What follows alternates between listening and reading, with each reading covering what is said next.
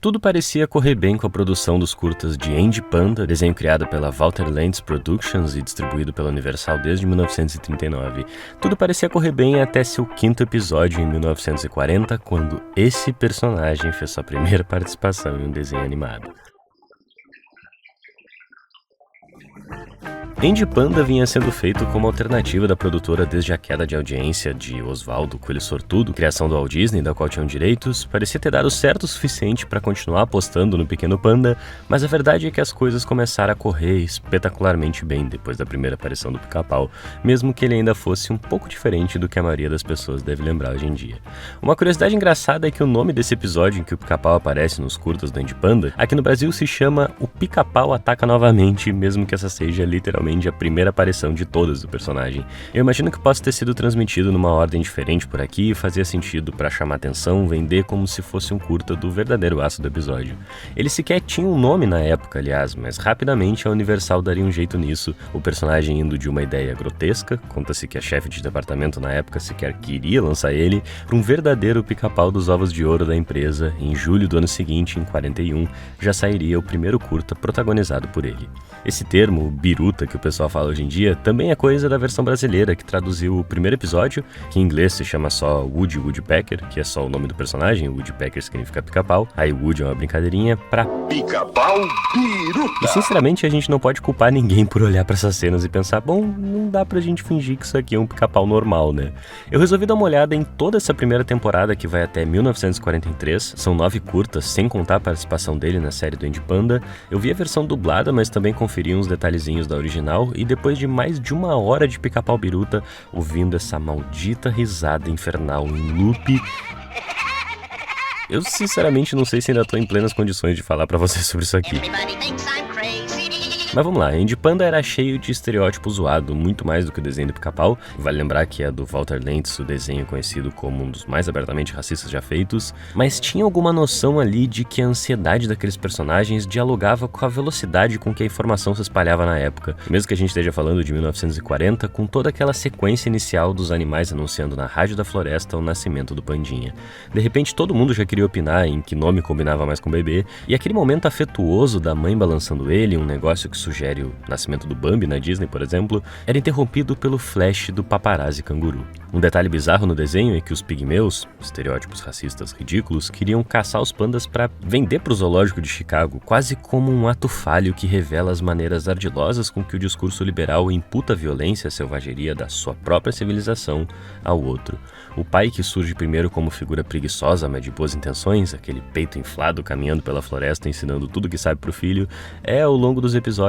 jogado nesse espetáculo e pervertido em uma figura ranzinza, impaciente, explosiva, nessa espiral de sempre estar se dando mal enquanto tenta criar o filho, que já era um pestinha, diga-se de passagem, fazendo tudo que dizem que é pra ele não fazer, mas que nunca chegaria a ser tão frontal quanto o Pica-Pau. No curto em que o Pica-Pau aparece, o pai do Andy já é esse pai de família irritado, com as contas penduradas na parede, o gráfico em queda vertiginosa ali atrás e a solução na cartela de apostas em cima da mesa. Quando o Pica-Pau aparece, é o filho quem leva a arma até lá em cima no telhado pro pai. E muita da atenção desse episódio vem mesmo dessa ideia da destruição da propriedade. O próprio nome do episódio em inglês, Knock Knock, é a onomatopeia de uma batida na porta, sei lá, aponta nessa direção do conflito ser alguma coisa perturbando a ordem daquela casa. E aí o responsável é esse pássaro estúpido e vagabundo com a risadinha infernal dele, que não tá nem aí pra nada, desfruta de todo o caos, sente um prazer naquilo, uma inconsequência e desejo de poder que no fim o americano se identifica, mas que se manifesta nessa figura confusa, de forma muito irregular, que estampando as cores da bandeira é espelho e um outro ao mesmo tempo, muito dado a performance.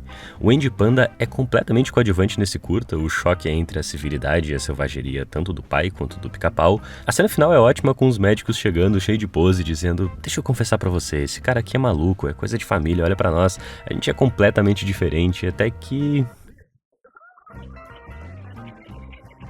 Lidando de forma muito mais direta com todas as contradições que carrega, o Pica-Pau, que continuaria então como um único Pica-Pau Biruta, ganhando série própria, era um personagem muito mais imaginativo, charmoso e caótico do que qualquer outra coisa que eles tinham encontrado até então. E no primeiro curta, que vinha com seu nome estampado na capa, ele já começa se assumindo,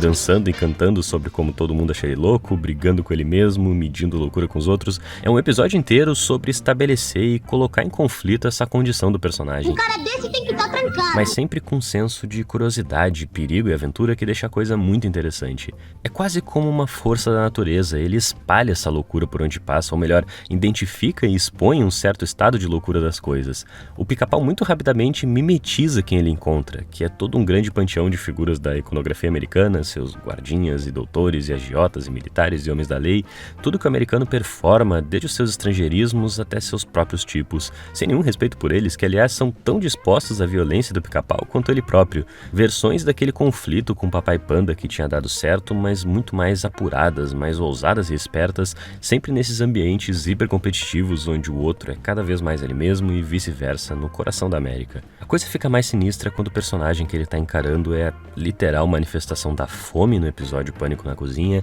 e a cena em que ela ri pro Pica-Pau e ele ri de volta é uma das mais sinistras que o desenho produz.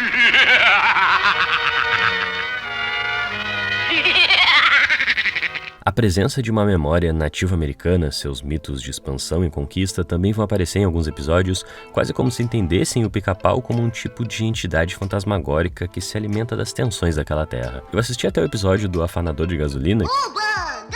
que termina com um convite para quem está assistindo comprar títulos de guerra, e é o último curta lançado em 43, e com essa aparência mais rústica do Pica-Pau que a gente se acostumou a chamar por aqui de biruta. Ele só voltaria no meio do ano seguinte com uma aparência mais higienizada, numa pegada de um Mickey ou de um Pernalonga, com a barriga e as luvinhas brancas, se tornando ainda mais popular, e essa repaginação acontece no episódio que eu já falei sobre aqui no canal e vocês devem conhecer, aquele do Barbeiro de Sevilha, fica aí o link entre os dois, mas se vocês quiserem que eu volte a falar sobre o personagem, essa segunda temporada que vai até 49 tem 23 episódios. Deixem aí nos comentários, porque essa versão insana de um patolino da vida é um personagem que me interessa muito. Existe numa linha muito tênue entre capturar e colocar em movimento ali na tela uma série de angústias urbanas e também ser um tipo de símbolo patriótico. O personagem faria muito sucesso durante a Segunda Guerra. Me interessa desde como a aparência facilmente memeficável do personagem, com a risada marcante e repetitiva que apontaria para um tempo onde essas imagens são cada vez mais reproduzidas à exaustão e a marca se faz muito mais em uma noção de estilo do que no discurso exatamente, não existe nenhuma verdade ali, quanto o lado dos episódios dessa época que ainda buscava acompanhar um ritmo mais industrial da vida naquele tempo, esse aspecto da repetição dentro de uma lógica mais artesanal que até filmes mais recentes como o Skinamarink, que o Otávio falou sobre aqui no canal, e é um dos filmes de terror mais interessantes do ano passado, usa para encontrar alguma ansiedade na relação dessas imagens com o digital. E me interessa também como o brasileiro recebeu tudo isso, é tudo muito confuso, engraçado e violento, que a melhor resposta talvez o próprio personagem nos dê em outra das cenas icônicas dessa temporada, que segundo a Wiki do Pica-Pau foi censurada quando passou na Record, quando ele diz: "Eu sou um diabo necessário." Meu nome é Henrique e eu vou deixar aí na tela o vídeo sobre Skinamarink do Otávio que eu falei, e também um que ele fez sobre a Lana Del Rey, onde, confia em mim, ele também aborda esses mitos e imagens do sonho americano. São dois vídeos muito bons, não esquece de dar uma força lá no nosso Apoia-se se tu curte o projeto, qualquer contribuição ajuda muito e tu ainda tem acesso aos vídeos antes de todo mundo, ou tu pode dar uma força aqui embaixo do vídeo também. Bora compartilhar, se inscreve se tu é novo aqui e até!